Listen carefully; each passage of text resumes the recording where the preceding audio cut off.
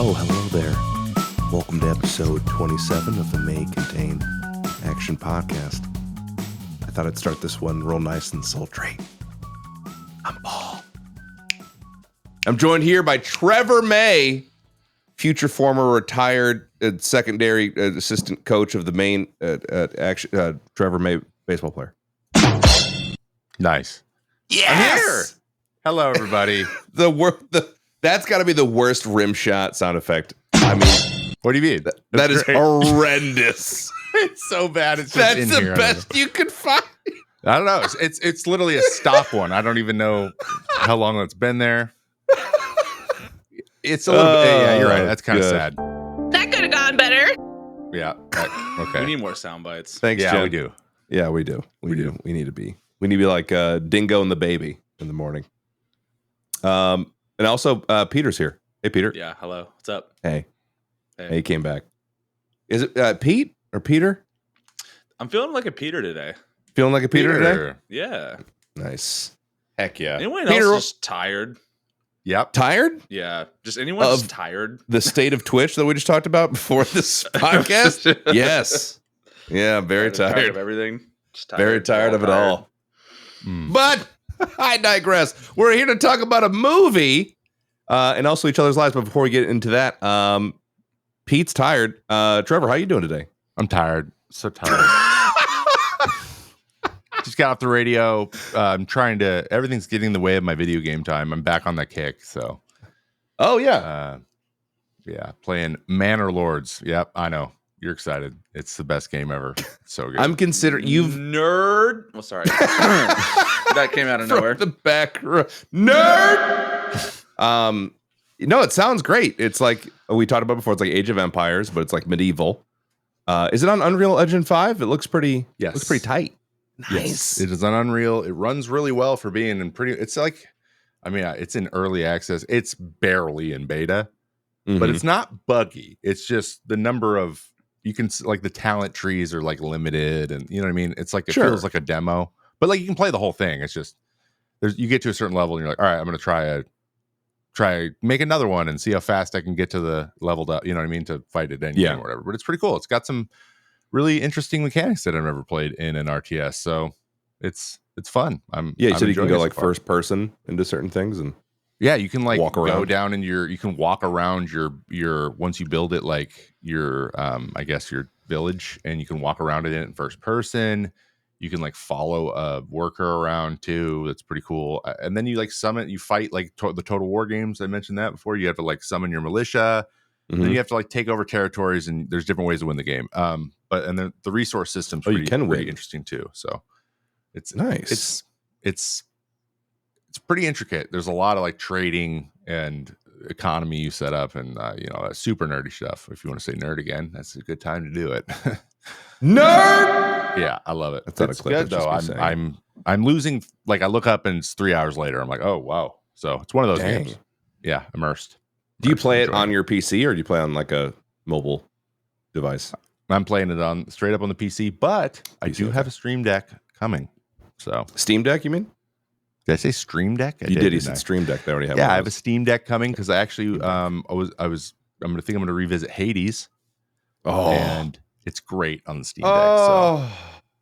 Hades is so good. So I friggin' love that game. I haven't played the new one yet because I'm working through other games right now. But the new, it's just the DLC. Have you beat it yet? Fun fact: I actually never beat Hades. I never beat him.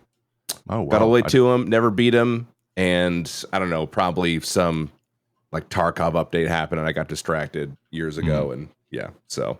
But no, I did love that game though. It's fantastic. Now I'm on Elden Ring and Ghost of Tsushima. How deep into Elden Ring are you? And you playing those both at the same time? What are you, dude? Are you trying to lose your mind? I'm a freaking mega nerd. Yeah, no, it's really good. Compared to Elden Ring, Ghost is like a baby's game. It's for children. But it's really fun though. It's a beautiful game. I mean, every single scene in that game is a screenshot. It's a wallpaper. Every single one. It's incredible. I love that game. Elden Ring's fantastic, but it's also consuming my life. So there's a lot of guides, how to do little things. Hey, you missed this little thing, this place. Peter actually came in for part of the Elden Ring stream the other day. A rare. I did. sighting of the Peter came in, and Not he was subbed. like, "I Also would." came in. You did.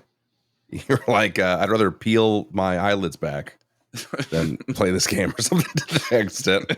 Yeah, no, I admire your patience, but I think after like the 6th time of dying, I would have just chucked my PC out the window.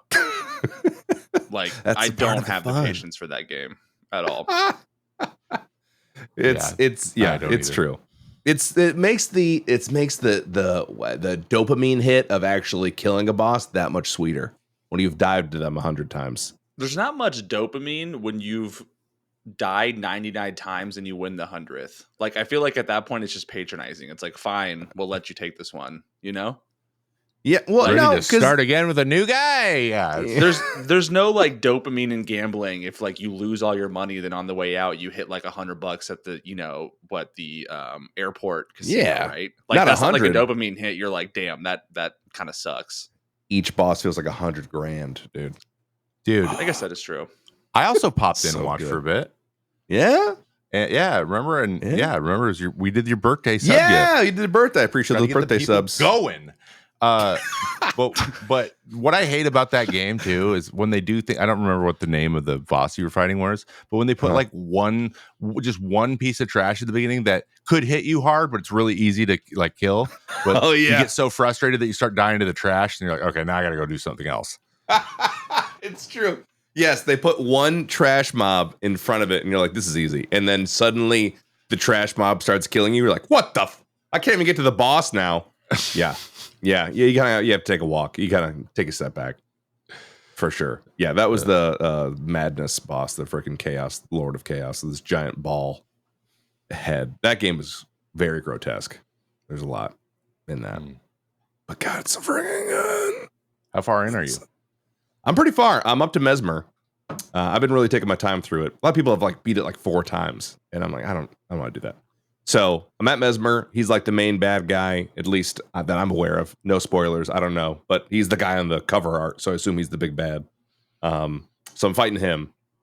So we'll see how it goes after this. But I'm really pumped. The story is so fascinating. The lore is so thick that it's just really?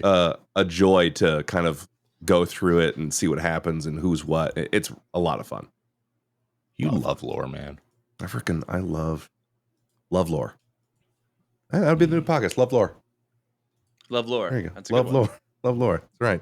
Pete, how have you been doing, Peter, this week? Good. We went to Corgi Beach Day on Friday night and Saturday morning, and that was a lot of fun. We loved that. I saw that, dude. There's like hundreds of corgis running around. Oh, I think it's like closer to 1,000 corgis. Dang. People like fly in out of state and come to this thing, so it's a huge deal. Crazy. And I mean, I love it. I think it's great, but I think like every 10 seconds we're like, oh, where's George? And then you're like, we think we see him and we don't know where he is, but he's like right behind us the entire That's what time. dude. As soon as I saw your story, as soon as he ran off with a bunch of corgis, I was like, which one's him? Yeah, he's lost. You don't know. And so people do like costume contests for it, and it's like super adorable. And everyone's like pretty much every year someone shows up with like a true puppy, and that like steals the show, right? Like it'll be like the puppy's first interaction, and like he's in like a little harness and he's barely stumbling around the beach, and everyone has to stop and like say hello to this puppy. So those are always a thing. But like, yeah, it's a ton of fun. You just let your corgi off the leash and just let him go literally ape shit with hundreds of other corgis in the beach, and they just love it. For some reason, like corgis don't get aggressive with other corgis like at all. Like there's like a bond there. Like really, I don't know if they like know it, but anytime like another dog would come around, it felt kind of racist. But like anytime another dog would come around, they'd be like, "Get your fucking shit out of here!" They would like chase him off. Yeah, and it was like it felt kind of racist. I'm not gonna lie to you. Yeah. It's like, hey guys, you see any meat sticks around here? You know where back the way you came. Get the hell out of here. Exactly. Get your kind round here. Yeah. What do we do? There was some huskies that showed up that got run off pretty quickly. Some huskies, some labs, huskies, labs, some German shepherds that were, and like these. So like corgis are herding dogs, so they want to like basically how they were bred and raised was they would herd cattle. So, whenever there was cattle, they would chase it down and run it, meet it at a point and kind of like steer it. So when the big dogs would show up, you would see like 8 of them turn into like herding mode and just like steer this one dog away. Like the dog would sprint and they would just sprint after it to be like, you're like, they would really just be like, you're going the fuck over here. And they would like direct you to it. And then after a while, they would just give up. So you would see that instinct kicked in pretty quickly. That's incredible. I was thinking while I was watching that too, because I'm like, I have a golden doodle. And if my golden doodle sees any other dog, not to mention like another golden doodle, I mean, he's like, I don't know who the hell you are, but get away from my family. Like immediately, growls, is upset. So the fact that all those corgis get along just because they're all corgis is pretty wild. Yeah, it's weird. And it's like anytime we're in public and we're walking the dogs, if like another dog comes around, it's like, what's up? Like it's like fights on sight, But like when a corgi comes around, it's like, yeah, what's up, my man? Like, like it's, give it's him there. dap. Yeah, it's a quick sniff and then just to move along. This reminds me of I just saw a video in Minneapolis. How did I lived here and didn't know about this? In the summer, they do something called the cat parade. And I could see that. It's not cats parading. It's like a series of streets where everyone on the street has cats and they stand on their porch like showing their cats off, and people walk down the street and like go That's cat awesome. watch. That It is awesome. hilarious. Watching them all just walk up to like everyone moves on to the next house, and like there's like a person with a megaphone like saying the name of the cat or whatever, and then they all go "Aww." Like it's hilarious. I'm like, dude, I would have loved this. I'm just imagining people at their balconies or their windows just holding their cats out. Like, yeah, like just showing them like they're in a cat show, like putting them on the banister, and be like lengthen them out, showing the paws, like like making it a joke, kind of like, because none of them have show cats; they're just cats. But it's so funny. I don't know that I would love my cat enough to do that. I just couldn't help but think, dude. I was like, Marmalade Toasty would kill it. Actually, they would actually be pretty. Yeah, you're right. I think Marm would steal the show. He'd steal the show. Yeah, Marmalade's so freaking cute. Toasty's cute too, but she's we're skittish. She's skittish. No, he's cute in a approachy way. Wait, is Toasty a boy? No, Toasty's the girl. Toasty's the girl. Yeah, Marmalade sounds like a girl's okay. name. I understand that, but a little more Southern Belle, but that's all right. Yeah, he sounds like a Southern Belle cow. That's what he sounds like. Marmalade. Marmalade is a cow's name. Can't wait to eat you. All right, so heck of a week, guys. Heck of a week. Big one. We do have a movie that we just watched. I actually just watched it an hour ago, which I feel like is the best way to do this. Like right before we have the podcast, I'm gonna start to watch the movie because it's just fresh. You know what I mean? So, but before we get into that, we do have some Letterboxd reviews that Trevor has selected. Do we want to do those before we announce what the movie is, or just announce the movie? Oh, we already did. We announced it last week. We announced it last week. They should know. You should. They should know. Last week. Yeah. Oh my gosh. The movie is Hustle. Hustle. It's a Happy Madison production, which is our second Happy Madison production because we watched Big Daddy. Yes. Very recently. Yes. Some quick stats for you. It was released June 8th, 2022. It was on Netflix, which is fantastic because I didn't have to buy it. It was just there.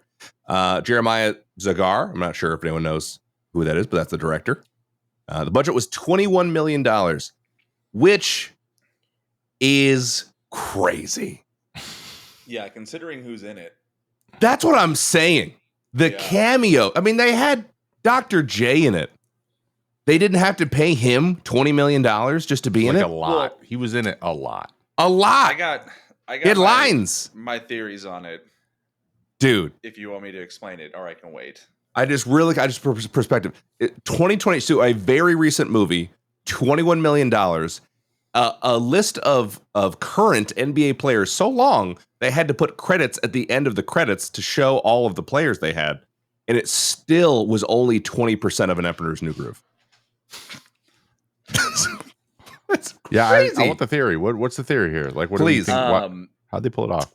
So, Okay, so Adam Sandler is Yeah. a massive basketball junkie, like Yes. huge basketball junkie. And just kind of a quick, like, I'm going to showboat to you guys. I've actually played basketball with Adam Sandler multiple times. Wow. Because What? when he comes to Portland, he goes to my club to play basketball. Like he requests to come in, and whoever's there just kind of plays with him. So I've played with him multiple times. He's not great, but he's very, very like he just absolutely loves the game. Like he's a diehard basketball fan, loves watching it, loves playing it. And so my theory is all these players made no money.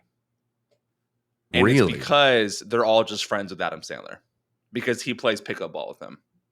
Yeah. Okay. So it was like a giant movie. It was all big favor.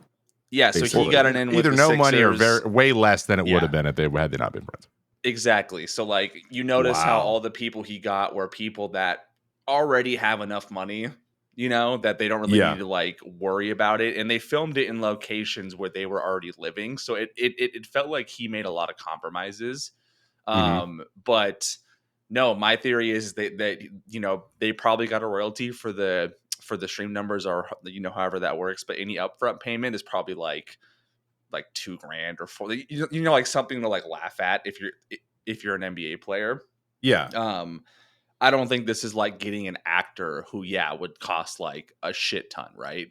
Yes. I think we can equate it to like an all-star acting cast because these guys just want to be on TV. And I think he kind of, you know, used that to his advantage by essentially being like, yeah, you'll be in this movie. It's just we can't pay you a bunch. And they're like, oh yeah, no, that, you know, that works. Like that'd be fun, right?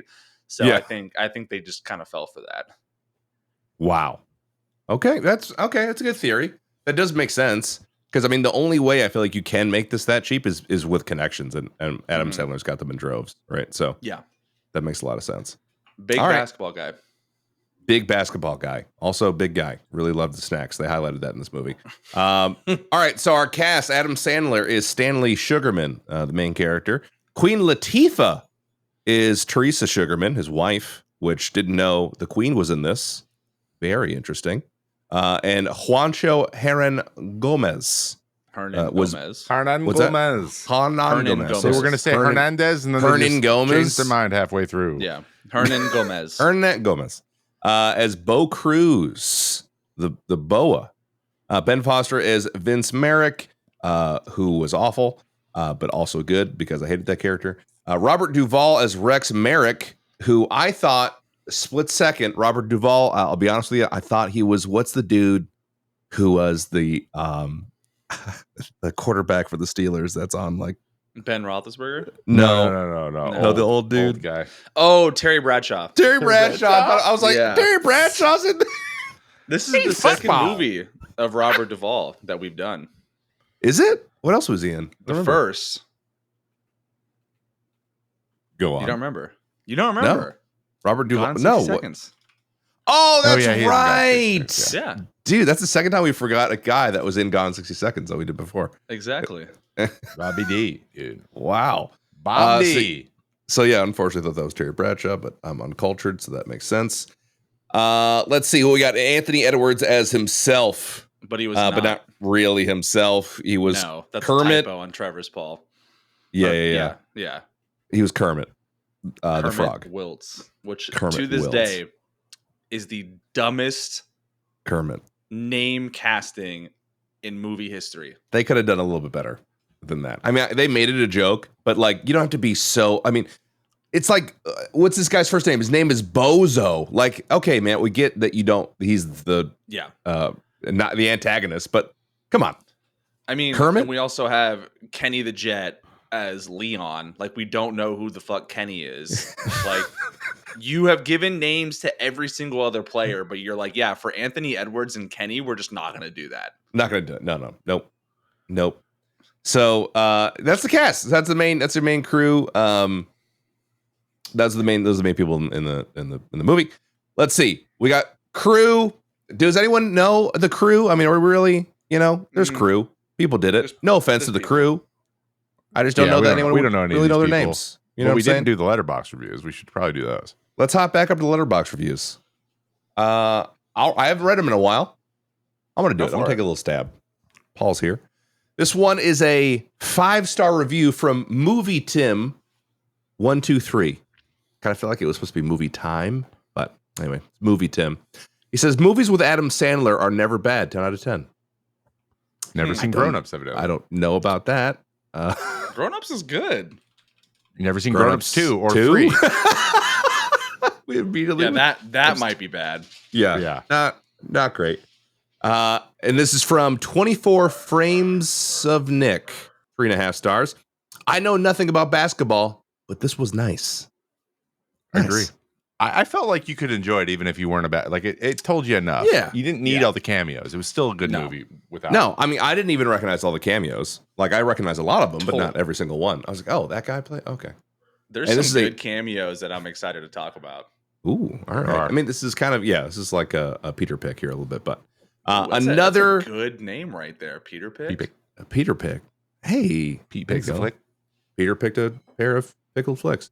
Right. Another Kim K. 1 star.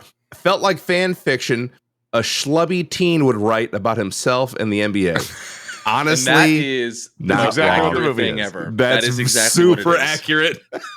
Adam Sandler was like, I wanted this to be me growing up. Yep, this is literally about him. Yep.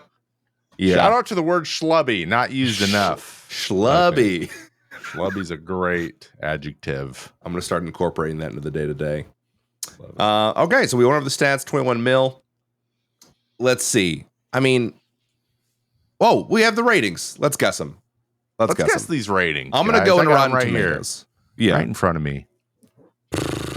Who wants to go first? No one saw it. I'll go first. I'm going to say Netflix is 71. IMDb is 5.8. And Letterboxd is a 2.9. You said 5.8 on IMDb? Yeah. Okay, see, I think the critics wouldn't like this movie. I think the fans, the diehard NBA fans, basketball fans loved it. Yeah. And so I think that balances out. I'm going to go at 82 Rotten Tomatoes. Mm-hmm.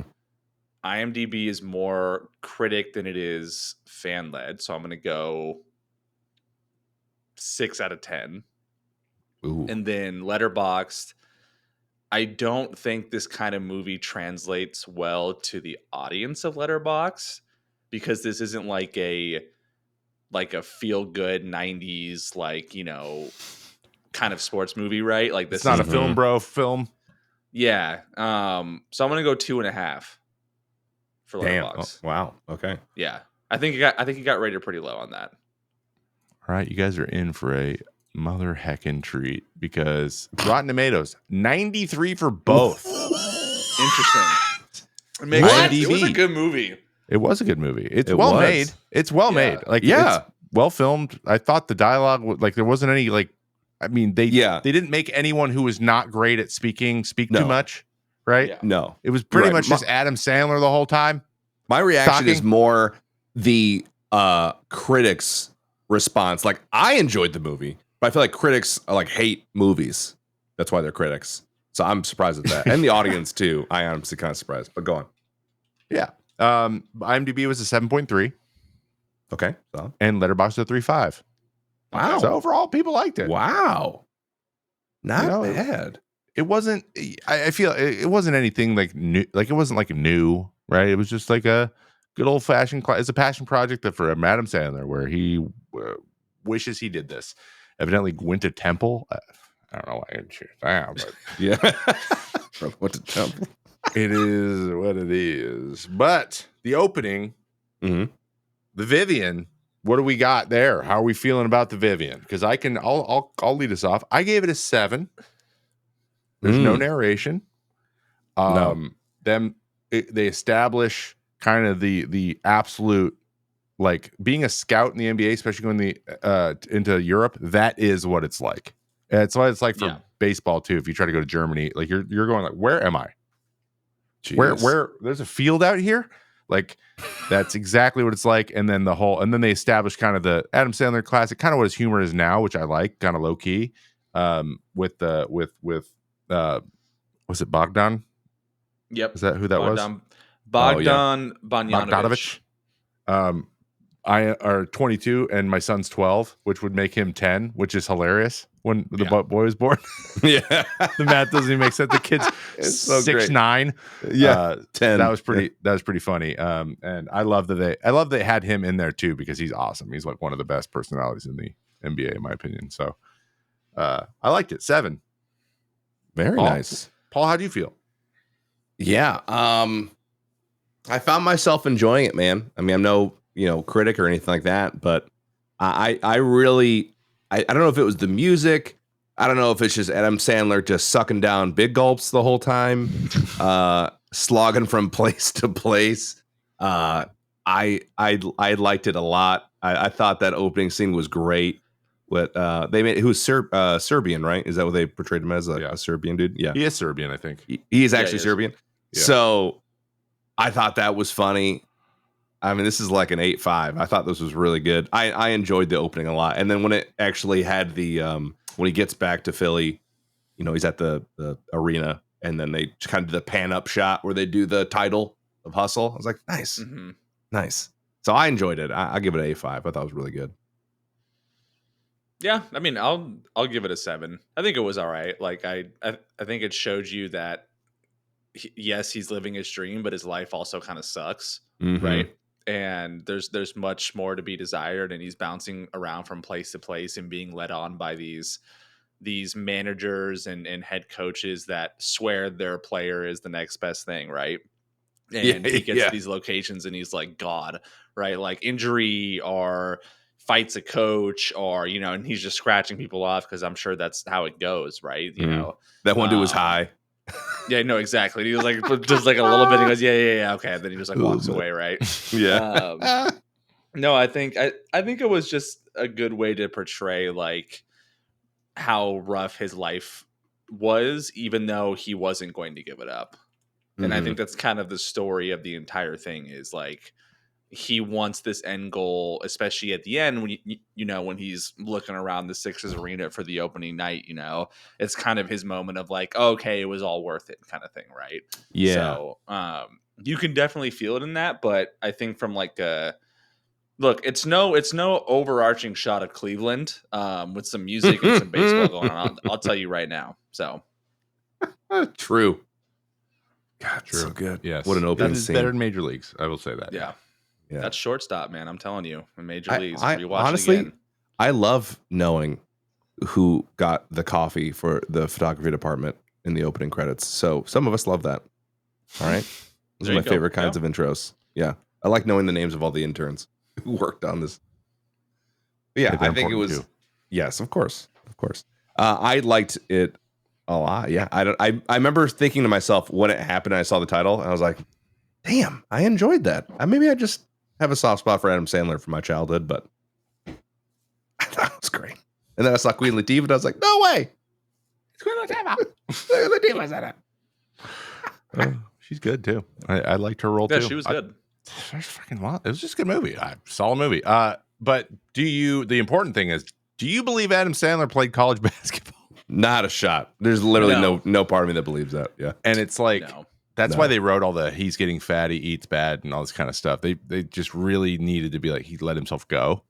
Yes. Yeah. But because no one would believe it otherwise. Yeah. But I also love like the random quote that they try to do this flashback of like him guarding John Stockton and just lighting him up. Like, yeah, okay, dude. Like, sure.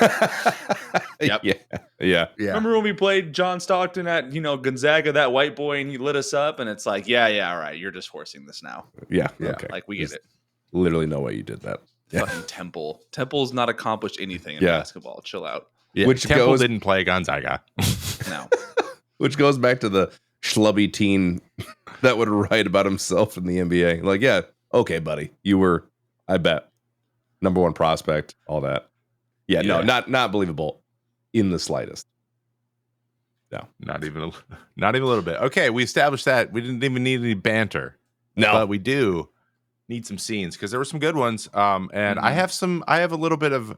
I would like to go last on this one because I have a little bit of. How can I put this? As an athlete who was very, very influenced by sports movies and things that are done in them and the way that they pull on your heartstrings and make you think you need to be a certain way to play at that level. I have a couple of those. So I'll let you guys hit me with your favorite parts though first. Okay. Peter, you want to take this one first? You got one? Yeah. I mean, I hate to say it, all of the workout scenes I thought were incredible in this movie. Right. I don't know if you guys realize how long one of them was. Like, it was like a 20-minute workout montage of him running up the hill and doing all these things right in the court. And I was like, wow, okay, like they're really committing to this bit, right? I think the intro scene when you first meet Bo Cruz is great because, you know, I'll be honest with you, as someone that's grown up and played basketball my entire life, you know, Europeans like really do love it, and they really do have a street culture like that, and it's a really cool thing to see them like play into it, because you're starting to see this shift in basketball, and this is kind of like a theme throughout the entire movie that I think we definitely need to talk about. But unlike any other sport, well, I guess it's kind of bleeding into football, and I don't know about baseball, but Trevor, you can let me know, but basketball was definitely the first to start where you could be a talent that just went viral with a video. And you would be a number one pick. I mean, Zion Williamson is a great example. He was a 2A kid that played absolutely nobody in the middle of nowhere, but went viral because he was just yamming over little white kids at like the age of like 12, right? And next thing you know, he was the sensation and like the prodigy. You look at all these kids that just got drafted, like Alexander Richachet was the first pick in the NBA draft. He's from France. The second pick is Alex Sarr. He's also from France, but the reason why he got picked second was because he played for Overtime Elite, which is like a TikToker G League team, right? And so like content creation in basketball right now is like a immediate path to like getting noticed and getting recruited. So I love one of my favorite scenes was when they started doing the money play, where they were like, all right, $1 for this if you stop this, right? Like $10 for if you get a bucket, or 100, you know, like $1,000 if you beat them 1-on-1, right? Yeah. And like that's like really what happens nowadays. Like that is exactly how it goes, is these big time, you know, recruits, high schoolers, college kids will show up to these parks and play these games against other people and rack up hundreds of thousands of millions of views on YouTube and then become a sensation. So I thought it was like a really cool homage. And I love that Tobias Harris like showed up in that scene, because I think that cemented that like, okay, this is like the real deal. So I thought they did a fantastic job with that scene and not making it feel like it was too corny, you know? You know, like those it's like, Trevor, you brought it up, like the whole AI, like the video of like, oh, we're talking about practice, right? And like Luka Doncic was like, oh, do you see this Bo Cruz shit? Like that is corny. Like it was so damn corny. They could have left that out, but everything else about it was great. And I thought they did a really good job to realize that. It's so interesting. You make a great point that I didn't think of that. And there's a lot of parallels. It feels like the same way that kind of hip hop has had its own like mixtape kind of culture, like longer than content creation has existed, right? Like rappers were getting seen in this kind of way. Like you go and you either go rap battle or you whatever, you get seen, you can go viral in the scene. Yeah, from being kind of unknown. I mean, literally Eminem did that. So it's like there's a lot of parallels in basketball, because you can just go pick up basketball. Also, scouting a basketball player, like at the amount of athletic, like the skill set can be taught, but athleticism can't. So like projecting a player, if you see someone jumping a 40-inch vertical, like you're like, there might be something there. That's like more than any other sport. Like in football, you can be the biggest, fastest dude ever, but if you can't find a hole and hit it, you're gonna get tackled. Like you're just you have to have vision. Basketball, like if a guy's just jumping out of a gym, he's gonna get talked to at least, right? Well, yeah, I mean, a great example is Tim Duncan. Like he's, I think, the prime example of this. Tim Duncan didn't pick up a basketball until he was 19 at all. Jeez. And he went to Wake Forest to be a swimmer. That's what he got recruited for. Oh, that's what he had on scholarship. Yep. And he was swimming, and the basketball coach walked in and said, "Son, you are fucking 7 foot." He goes, "Get your ass in my gym, and we're going to, make you a basketball player." And all he did was learn the fundamentals. He just learned how to hit bank shots. He learned how to play defense. He learned how to be a good teammate. and turned out to be arguably a top 10 player in NBA history, right? Yeah. And Mhm. like Trevor mentioned, that's a prime example of basketball players are so unique that if you see a 6'9" guy with a 44-inch vertical, you can do something with that. Like it's just Yes. you can. And so in Bo Cruz's example in this movie are Hernan Gomez, which by the way, I don't know if you guys noticed, but in the Spain scene when Mhm. he first showed up to the Spain practice and he like hit the what is it, like the vertical leap thing, Oh, right? yeah. With Yep. his flip flops. That's actually his brother next to him. That like reacted to it. Him Oh. and his brother playing the Spain team. Yeah, that was with oh my god, I'm blanking on the point guard, but that was his brother right next to it. And so like I thought that was kind of a little funny jab in there because I think no one's gonna notice it, but his brother's pretty good too. He plays professionally. Is his But brother a little like older than him? Right? He's no, younger, right? younger. Yeah. Okay. Yeah, Hernan Gomez is the older one, but Okay. sorry, I should say the one that plays in this is the older one. Okay. But no, like I think it was they did such a good job to like really capture the modern day basketball with that scene in particular. To be like, you know what, we're not going to go to college, we're not going to go to high school, we're not going to go through these traditional routes. This kid is just really good. We're just going to make viral content, and eventually someone's going to catch on to it, right? And they do, and that happens quite a lot nowadays in basketball. That is really cool. I think that it's awesome that that path exists. As much as I kind of feel like it could be a lot of grabby, attention-y kind of a thing, like look at me. And as a Yeah. content creator, I think that. But I do like that there was an avenue for him to get into this combine without the official route. Like, oh, I played in college and Yeah. I was in a Final Four team or whatever. Like I did really well for this team over several years. I've earned my spot in the combine. And then this dude Yeah. comes in and he's just like, well, he's a TikTok star. Good enough. Sounds good. I mean, Let's get him in. there was always a saying in basketball that like the best player in basketball that you've never heard of is playing in New York, but the problem is he couldn't graduate high school. Like that was a thing Yeah. that was said growing up, right? Like they would always somehow get in trouble, and next thing you know, their career is over. I mean, I think He Dude. Got Game is a great example of that, right? Exactly. And Dude, like, yeah. yeah, it's great to see it change. Mhm. I think the whole landscape of athletics for non-professionals are changing just day by day. So, Yeah. but no, I thought it was a great way to pay homage to that. So, I agree.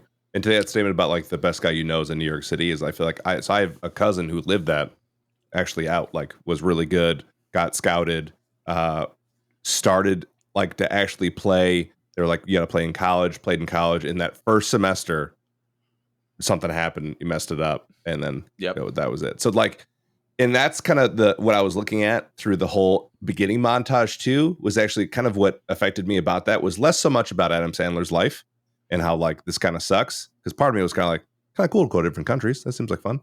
But it was less about him and more about all the dudes that blew it. Like all of these guys who had a shot, had a chance, whether they knew it or not, and just decided to make one decision or do one thing. And then just, they got scratched off the list. I was like, man, how many of those people in real life know that their name was scratched off a list? I mean, it's the hardest professional league to get into. Like if you just look at it from a numbers wise, they only do 2 rounds for the draft, right? Like in Trevor can vouch for this, but I'm assuming if you don't get drafted in Major League Baseball, you could still work your way up through the minors, correct? Like there's still a path for you, right? Yeah, you can be an unsigned free agent. It's really hard, but yeah, you can go play somewhere else too if you miss the draft and then just get picked up as a free agent after that. Like happens a lot. There's a lot of guys who get chances. It's just like the way you have to take advantage of your chances in baseball is like it's long. Like you have to do it for longer. I think. Meaning like you got to be good for like 3 years before you even give it a shot. Right? Basketball might be faster, but you're right. There's the turnover's way lower though. Way lower. There's like 5 guys retiring from the league every year.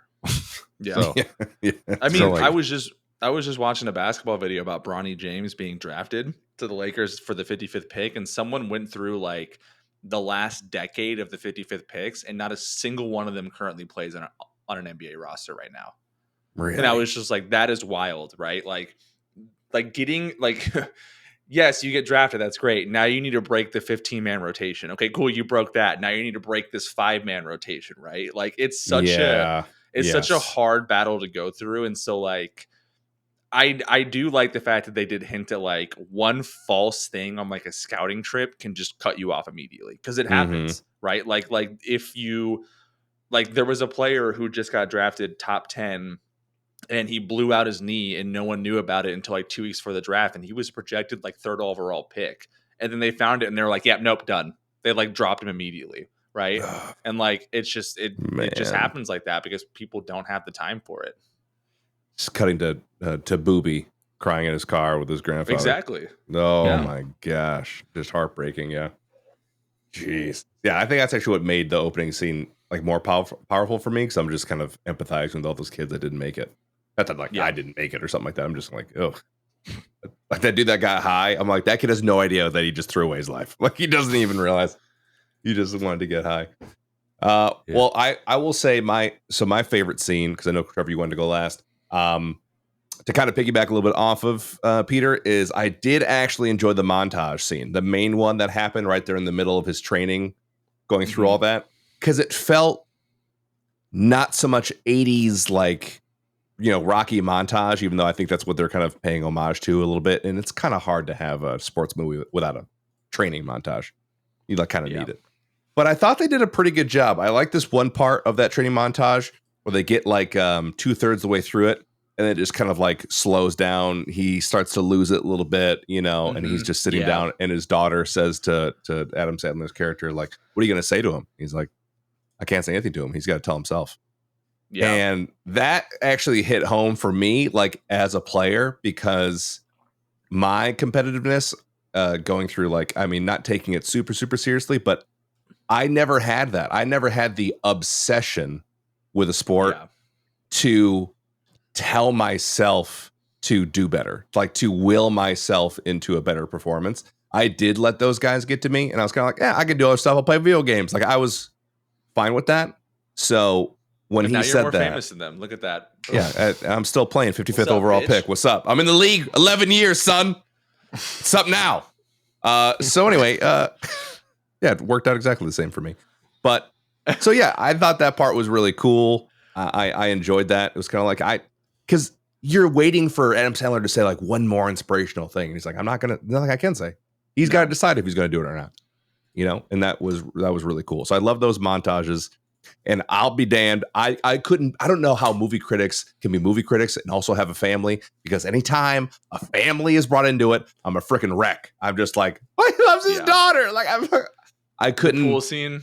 Dude, bro, oh my gosh. I was like, because you knew the minute he saw it, he was going to jump in there. Like, bro, no care. Yes. Because I was like, I would do the exact same shit. I would jump in. If I saw Ezra, if it had been like months, I'd have hopped in there, freaking Amelia, I would have grabbed them both. It'd have been great. So, yeah, like you can throw that into almost any movie. I'm like, this movie's 10 out of 10. We're going to love it. So, all those scenes were great. Trevor, real quick before you go, I want to bring that back up because that moment where he was like, where Adam Sandler was like, I'm going to let him figure it out, right? Yeah. Like, I think we've all been there, but did you guys pay attention to the ending scene when they showed his tattoo at the end? Dude, that got me, bro. Do you know what arm it's on? The arm for his dad. It was the arm that he said that was for his dad. Left and so I think in that dad. moment, that was a very father figure like thing, right? Like I think we all could say that we've had a dad that taught us sports growing up, right? Mm-hmm. Like a father figure type. Yeah. Mm-hmm. And they would always lean on you and tell you do this and do that, right? Like, and then at a certain point, they don't. They just like stop, right? They're just like, no, like you need to figure this out. And so I think everyone who's played sports, I think everyone who's played sports growing up can see that moment and go, oh yeah, this is when like I need to figure this out on my own, right? Bro. And I think, I think that was very powerful for sure. I gotta say, because this is like a super informative moment for me, is that same where we're talking about the father figure. I had a baseball coach, was with me through a lot of my career, through Babe Ruth and into high school. And he was just there the whole time. Amazing coach. Love this guy. His name's Coach Owen. And we're family friends with him. So he got invited to my wedding. I remember getting ready to go up to say my vows. Like the whole process is about to start. I'm getting ready to go up. I see him standing up by himself on the side of the pews, all the way down, like towards the end back of the church.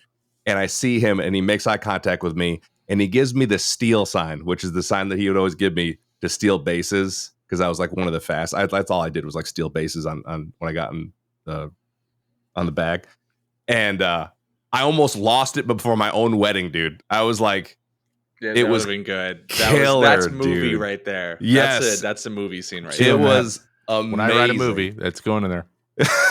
So I was like, bro, yeah, I saw that tattoo and I was like, he's this oak tree. Fuck. Oh god. Sorry. Okay, Trevor, you go. Oh, it was good. Honestly, I'm gonna do some of the fun ones, and then my quotes will also give me a little bit more of this stuff to talk about. The quotes are the big thing. So, I mean, first of all, the when he's trying to translate on the bus, that got me. I thought that was pretty.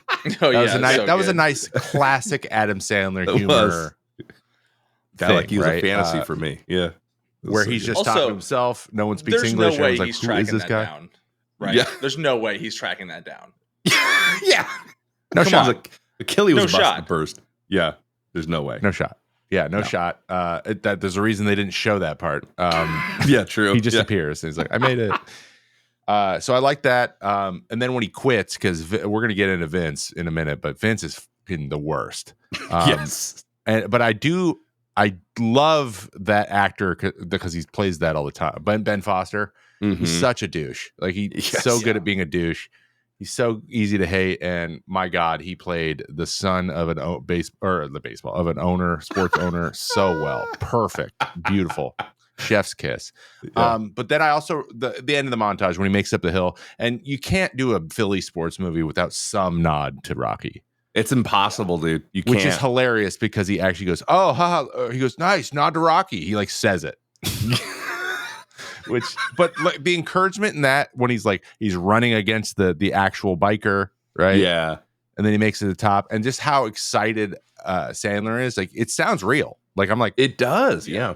It really does. It was really well done. And honestly, the guy Hernan Gomez, who played Bo, did a crazy good job for being a player. Like, oh yeah, and I gotta agree. Yes, this is the best basketball actual play movie that I've ever seen, like ever. I agree like with the that. actual basketball being played was actual basketball to an extent. Like I don't. Did you guys watch the stretch? Not to completely sidetrack you, but I just have to say this. Do you guys remember the stretch where he kind of started losing it during their first battle against Anthony Edwards? He started off hot, then started losing it. I don't know if you noticed this, but I noticed it immediately. It is really hard for professional players to miss shots willingly. It's really hard, right? You're telling them miss it intentionally. If you ever rewatch it, go back and rewatch his form. Every time he misses it, he's trying to fuck up, and it looks terrible every single time. Right? I didn't notice. Okay. And so I noticed, I was like, oh yeah, that's off, because he would just kind of short arm it because he was trying to miss it. And so it's really, really hard for these guys to miss shots like that. But I thought they did a really good job to show all the action scenes. Everybody that was an extra was actually someone that played basketball to an extent. And I feel like that is such an underrated part of this entire movie. Absolutely. Agreed. Also, pay attention. Whenever they try to get guys to miss, they always have them shoot from the corner. Yep. Because hardest shot in basketball. There you go. So they can if they hit the side of the backboard, looks terrible. That's exactly what they want. Or you'll go long, looks terrible. That's exactly what they want. Or you'll just barely touch the front of the rim. That looks territle. That's awesome. That's exactly what we want. It's funny because he still almost made that shot, but But yeah, they're always shooting from the corner or crazy runners. They're just taking stupid shots. But anytime they're open, they never show that because they would have hit it. Exactly. Real quick, I'm just going to go right into some quotes because this is kind of the things that got me a little bit, because this is stuff that I thought, I was told, and I believed with my whole chest, and now knowing what I know, it's interesting. Not that it's bad or good. It's just different now. But obsession's going to beat talent every time. You can have all the talent in the world, but but are you obsessed? Let's see. Obsession beating talent every time. I was like, yeah, maybe not. What does obsession mean, and how old's the person you're saying that to?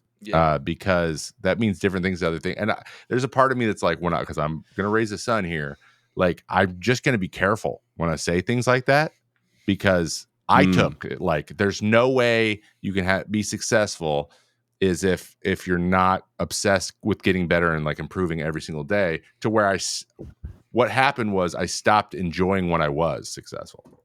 Yeah. Like there was always another thing. I've actually heard Shaq say that same thing.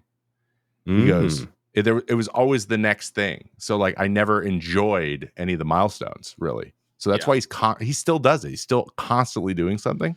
It's because that's just where his mind's at, and I'm the same way. And I just like hit hard. So like when I hear that stuff, I always get like, it sounds great, and it's true. Mostly, it's true, like on its face. But I'm always just like, we could leave space for people to be okay when everything's not going great, because it's hard to do when these things sound so absolute. Does that make sense?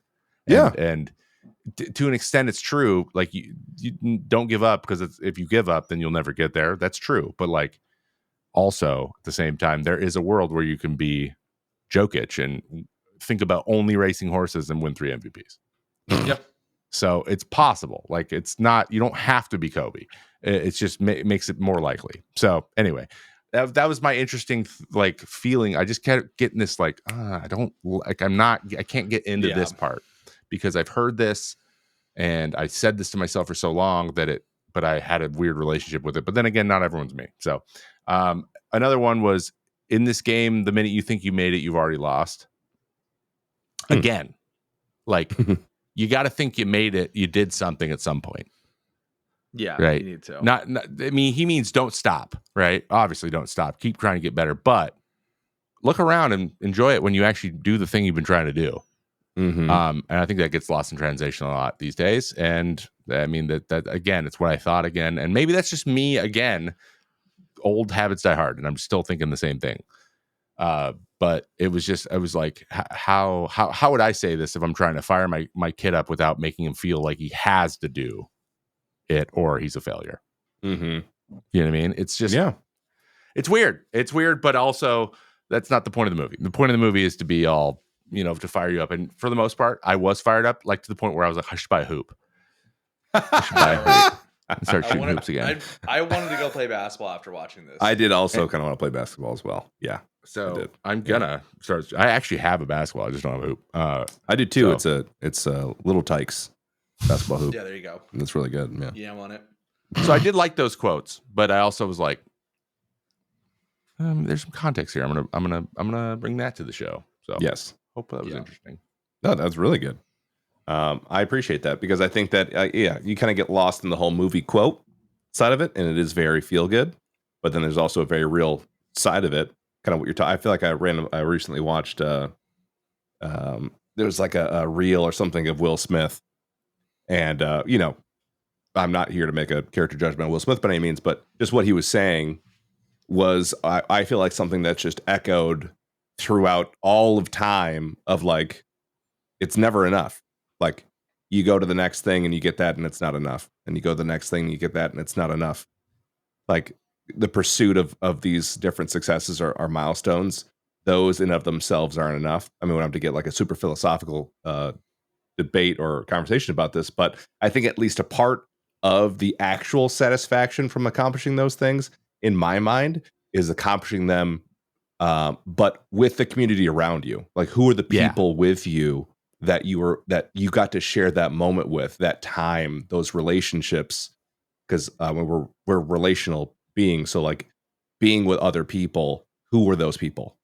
You won the championship, but it's the team you won it with more so than the championship. Like, I didn't win anything huge, but I won like a sectional championship when I was in college, like, or high school. It's cool. Like, whatever. I guess I got a patch into my names on a thing somewhere at our gym. But like, I remember those guys. Like, that's the thing that was the most impactful. So to me. Yeah, it's like one of those things like, yes, have the quotes on your wall. Yeah. But also make sure that you realize when you've hit a milestone and enjoy it wherever you are and the people you're with, and then go. Like, just don't skip that part. And I think that's what it comes down to. Like, be obsessed, and that's part of being obsessed. Making sure that you give yourself space is also a skill. Like, it's a thing. It's a part of the process that makes it the best version, right? And Exactly. that got lost in translation for me. It really did. I just got completely caught up, and there was a long time where I wasn't enjoying anything good I was doing, and it sucked. But again, it's just like there's sides of coins, right? You just gotta be aware of it in order to do it. So I'm just trying to think how I'm going to do it better for my kid. So it's just love that. The introspection's good. That's good. And I was I'm very, as you can tell, we have this podcast and we're doing these movies. I was very influenced by movies growing up, and sports movies were just like really a huge reason why I pursued what I pursued. Really. Wow. Every time I went and saw something, I went home and I got whatever the ball is being used, and I went and practiced, no matter what it was. Yeah. I did even football. I was like, stopped playing football when I was a freshman in high school. I still did it. Still go throw it. Yeah, could I still throw it? Like, just to know. Can I throw the pigskin? Yeah. Because it so I get jazzed up. Yes. Heck yeah. All right, well, hard left turn for me for quotes. I got one that stuck out to me in particular. And it's a serious moment, you know what I mean? Like Adam Sandler's characters on the phone. Yeah. What? No, I know where you're going. He's on the phone. He's talking to the front office, right, about this guy he just met, Boa. And Blake says, let him play in the G League for a year. Sandler says, you fucking play in the G League, Blake. Which, by the way, isn't that Urkel? Oh, yeah, it was. No, it's so funny. I looked at him. I'm like, dude, is that your? Okay, so I thought it was Jermaine Dupri. Totally fuck. They do kind of look alike, but like, I'm like, dude, that's. And then I realized that's Urkel. He said that, I lost it. You fucking play in the G League, Blake. You fucking play in the G League, Blake. His face when he says it too is so good. Oh, I thought that was great. That was like, that's I'm immediately writing that down. That's my quote for the whole movie. Everything else inspirational doesn't matter. Blake got toasted. What is that actor's name? What's Blake's actor's name? Jaleel White. Jaleel White. Okay. Yeah. So good. Anyway, he does look like Jermaine Dupri. That is so He funny. does look like Jermaine. I've never realized that. Literally spitting image of Jermaine Dupri. Oh my goodness. What a wild run he had. What a wild run. Yeah. What about my favorite was the classic Adam Sandler line. Like, this is the Adam Sandler line. Oh, it's when they're doing the practice. Yes, you missed. No, you didn't miss this. You probably laughed at it. When they're doing the practice and he takes the first shot, right? And he goes, your mom's a whore, right? Shoots the ball. He goes, what? Right? And so like that's going on. And then at the end of it, he goes, yeah, by the way, sorry, your mom's not a whore, by the way. And he goes, thank you. He goes, yeah, whores get paid. She gives that fat ass out for free. I just was like, that is Adam Sandler right there. Yeah. That is Adam Sandler. And then like they fake chase each other, right? That was like great. That is yes. It was so good. It was so good. It was so really well good. timed. I gotta say too, their chemistry was really good. Very believable. Gomez for me. Killed this. Like I didn't, dude. So I haven't been heavy into the NBA, like who plays in it since like I don't even know, freaking Allen Iverson days. But like, dude, I didn't even know he played. I was like, I looked him up afterwards, like, oh, that dude actually balled. I had no idea. That's crazy. Because he's a believable actor. Very much so, kind of like the tortured soul kind of thing, and like he was good. His timing was great. When he caught him in the whole pornography is free on the internet, he's like, that wasn't me. Like, yeah, who was it? He's like, fuck. It was good. Fuck. Yeah, that was believable. So yeah, they were awesome together. I love those guys. I also love that. I mean, we can just go right into it for the best cameos because I think it's great. But I also love. I mean, I hate it because they named him fucking Kermit Wiltz. But I love that we watched this after Anthony Edwards kind of having his renaissance moment. Like, I don't know if you guys watched the playoffs, but Anthony Edwards he was Kermit. He is now being compared to Michael Jordan, like 1-to-1 Michael Jordan. Oh, and so like yes. I think it was I've like seen this. every time a thing would pop up about him. The meme of Kermit looking at Bo Cruz would always come up, and everyone was like, "Oh my god, he actually like method acted this. Like this is who he is to a T." I don't know if you've listened to an Anthony Edwards interview, but it is dead ass what he does in the movies. Really? Like it is it's who he is. Like Is he there a doesn't picture give a of him shit. doing it to Luca? Oh yeah, he's The like same he thing. talks shit to everybody. Like during Like, a free throw, he's sitting there really? like in Luca's face, the exact. It's like the same shot, Yeah. Oh wow, I didn't know that. I'll see if I Okay. can find it. and then they lost. But Yeah, they did. it's awesome. Man. Oh He- yes, it he is is that guy. He Oh was just my himself. gosh. Wow, the framing on that. My goodness, Anthony Edwards. I thought he was great, man. I was with you. Yeah, on he has that. really big, really good villain vibes. All of his like, dude. I mean, honestly, when he was talking to Bo, I had like flashbacks of like being on like the court, like the community, like the playground court, whatever, at the park, and like this dude is just talking, like. And I remember thinking when I first got there, because I was like, I want to play basketball. It's gonna be fun. And then this guy's just like, I'll kill your mother. Like I was, what? I don't even know you, man. Like I'm just here to ball. I didn't know that it was like, damn. Yeah, he was that kid. He was that guy. See, like anytime, because like I play like 3 times a week still, and anytime someone tries to do that, I'll just kind of look at them and be like, you're a grown fucking man. Like we're not pros here. Like shut the fuck up. We're here to get our like Apple rings closed. Like will you like stop fucking talking, right? Like and like I'll be honest with them, right? But like I think in a more professional or kind of more like I guess high school, college, like that happens all the time, right? Like people talk shit to each other. But I don't think it's like I've never been in a situation where it's like, oh, I'm gonna sleep with your mom. It's always something like I'm gonna bust your ass and like here's how I'm gonna do it, right?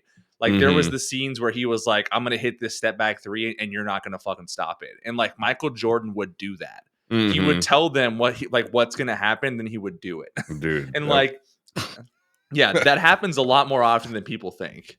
I'll tell you. I mean, dude, I don't know if I can handle that. That's just every time. And like he hits it, I'm like, oh shit. Oh no. What am I gonna do? Yeah. Yeah. I'll get to you. Like, not to bring it up again, but Tim Duncan, he would do the opposite. He would coach you on defense. I'm serious. Like, you can look it up. Duncan thing to do. There's nothing better than giving someone advice. Oh my god. He would like Tim Duncan would get back down, and Tim Duncan would go, okay, you need to be a little like, and he would like talk him through, and he'd be like, spin to your left, and he's like, he would like talk to them and like coach them, and I think it worked because everyone's like, what the fuck is this guy doing, right? Like being helpful.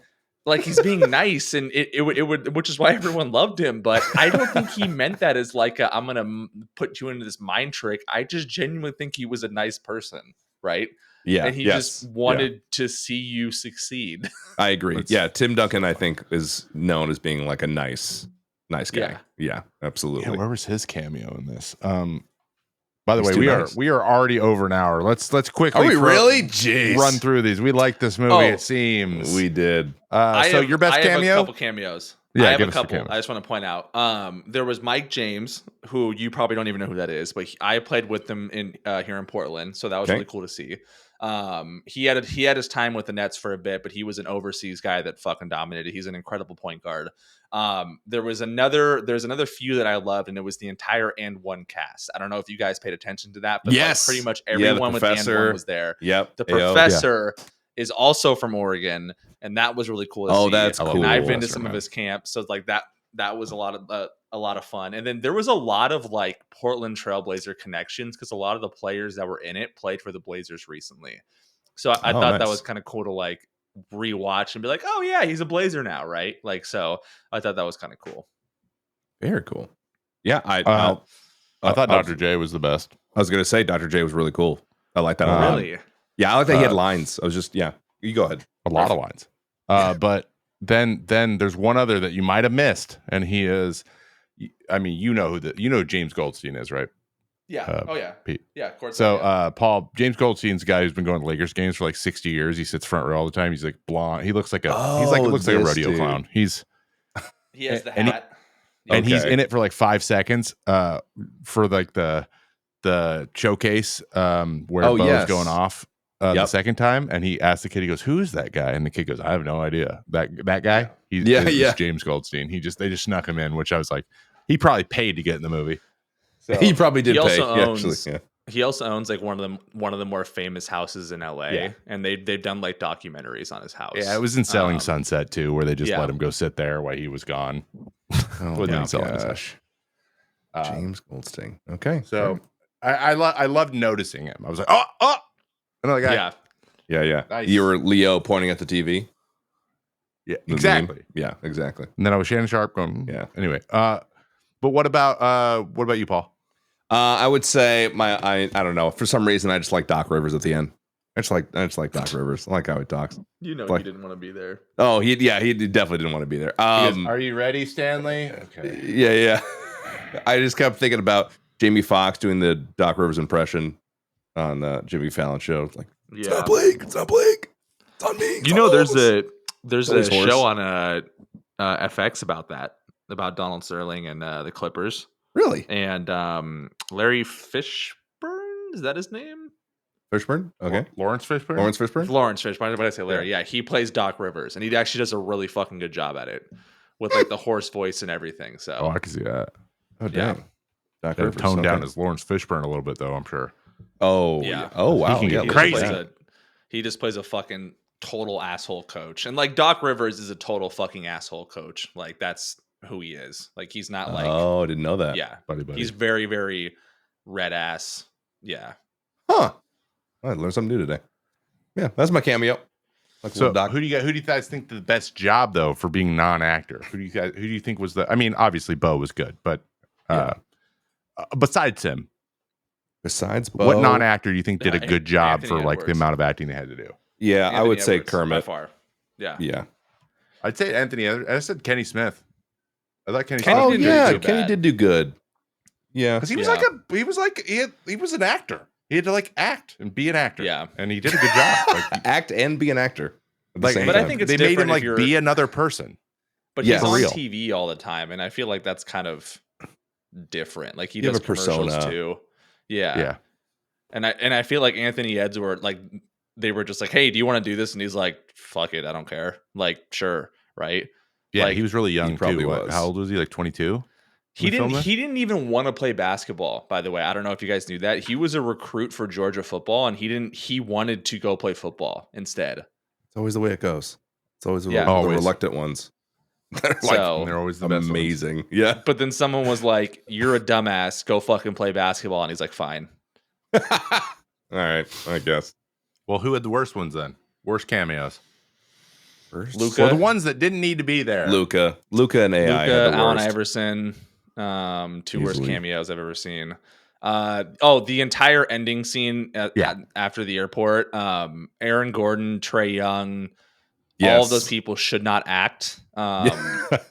Jordan Clarkson, don't like. I love when Bo Cruz does like a normal dunk and everyone's like, oh wow, and it's like, dude, no one there gives a shit. Like no one's doing that shit. like no one cares. Like unless you truly poster somebody, no one's like reacting as if it was like the greatest thing they've ever seen. Did you I don't know if you saw this, but if you ever rewatch it, pay attention again. There's the breakaway scene at the end where Bo Cruz dunks it and it fades to white, which I think is very weird, Mhm. but fades to white, right? Yeah. Look at Aaron Gordon's reaction in the back. He like Bo Cruz is on a fast break and Aaron Gordon like jumps with like a fist in his air and screams like, go! And I'm just like, oh my God. I was like, who told him to do that? X surprised, X excited, and rolling. Yeah. And there's like Yeah. a random Trey Young does like a reaction where he's like, ooh, like randomly. I'm like, Yeah, Yeah, because he hit a bad, shot dude. or Just- something. Trey Just- Young, known, I'm not going to give you the fucking ball. Yeah. tells yeah, that's what I'm Bo saying. That's Cruz, just so funny. Come get It's the just ball. a bunch of ball hogs, dude. Exactly. Yeah. That Yeah, won't give that's all anyone basketball else is. credit either. Everyone's like, no, I'm the best guy here. Like that's Yeah. Yeah. that's Very who that group unbelievable. was. So. But yeah, Bo definitely the best. AI the worst. Also, I love this idea that like you can't have a fight in the NBA combine. People have fought during those games. And there's Yeah. been altercations. And like Sure, no one's yeah. cared about it. No. Well, it's a movie. They have to have tension built Yeah. somehow. You can't like Yeah, pull a the knife on slap them. in the floor thing. I was like, okay, Yeah, like everyone freezes. Like, why are we stopping getting this guy off of this guy? Is he gonna get another chance? Yeah. But it's yes, a movie. he's You're right. talented. Someone will pay him $10 million. He will get another fucking chance. You'll be fine. So there are teams who need him. Yes. That would pay. Yeah. Maybe not the Sixers, but Not Absolutely. the Sixers because of Vince's stupid. Okay, really quick. I know we're late. Long. Oh, yeah, but this isn't in there. We're gonna do our final ratings in a moment. Okay. But Vince, man, Oh, why? dude, he sucked so bad. Everything I understand you want the nepotistic kid, but like he's like, Stanley, I messed up last time. I need you back out there. And he's like, okay, I found a guy. He's like, no, I just don't like you. And you're like, just fire him then. What's the why do you insist on ignoring everything this guy says? I don't understand. Like, why do you hate him so much? It was never established. And Vince also never made a singular remotely good decision. Not one. No. Not one. There was, and then that at the end, his brief sister's moment- like, I'm taking it back over. And he's like, great. What? There was that brief moment where there was like, yeah, Vince is flirting with the idea of trading Joel Embiid. And I want you to keep this in mind. This was released in 2022. Joel Embiid won the fucking MVP the next year for this. And like, he's flirting with the idea of trading Embiid for this random fucking German guy. And it's like, okay, dude, stop it. Like, please fucking stop it. Yeah, it just felt like he was out there just to undermine Stanley for no reason. A scout for his team. Like, does this make any Yeah, they didn't establish why they didn't like each other. It was just what sick what crazy cartoon villains like you're gonna miss another 9 years of your daughter's birthday is like what? Yeah, are you Stalin? What's wrong with you? Like the what in Sixers the world? will send her a present. Yeah, like just cartoonishly evil. Like goodness he's gracious. cartoonishly evil. Yeah, he was a shallow character, but the guy is easy to hate. And then finally, but it was really nice when he was like, "You born on third?" I was like, "Yes." Oh yeah, You're born on third and thought you had a triple. Oh, yes. Trevor was like, yes, and the baseball analogy. Justice. That's all we got. Baseball's all the analogies. Oh yeah, man. I saw. I had flashbacks of your Twitch stream, the announcement that you were retiring. Exactly. He just went exploded. off. He just couldn't take it anymore, and I loved it. I loved that part. That was one of my favorite parts, just because he just told the guy off. And I love the players were like, "So you're not coming to dinner?" Yeah, and then Blake. Matisse Thybulle, who plays for the Blazers now, was like, "It'd be a lot more fun if you did." Like, I just absolutely love that. So I guess Stanley's not going to dinner. A lot more fun if he did. Good times. Excellent movie. I would give this. I think I'm like an 8.5. I like this movie a lot. It was really good. I liked all the super sappy scenes, father son, father daughter stuff that got me. And again, like I said, I think what sold it for me really, because I think this movie falls apart if Bo and Stanley don't have chemistry, and they had great chemistry. I really liked watching them together. Very believable. Every time they got choked up with the other, I was like, oh, I believed it. I believed a lot of it. So really good. Loved it. Well done. I gave it an 8 too, man. It's one of the best. It's definitely one of the best sports movies we've had in at least a decade. Like they just don't make them like this anymore. It's nice, just straightforward. We kind of what's going to happen. It ends up all good, and I was fine with it. I didn't need him to be like, well, I didn't get the job, but it turned out okay. Like just give him the job. I'd have been disappointed if they didn't. Yeah. And Trevor, you want to take us out this time? Yeah, I'll take us to the finish line. This has been another episode of the Make It in Action podcast. Hustle was a great movie, but we have no idea what's going to be next week. So stay tuned. We'll tell you then. We didn't talk about it before. We appreciate you being here. Please remember to subscribe wherever you are. Follow the show so you never miss an episode in the future. And also 5-star ratings are always appreciated. Also join the Discord. We this summer we are going to do a watch party. And when we do a watch party, I'm going to be watching the movie outside on a projector. So I can't wait for that. But we'll let you know when that happens. All right. Join the Discord. It's in the show notes. And we will see you next week on the Make It in Action podcast. Be good. Drink water, and we'll see you later. Bye. You said doo-doo. It's going in.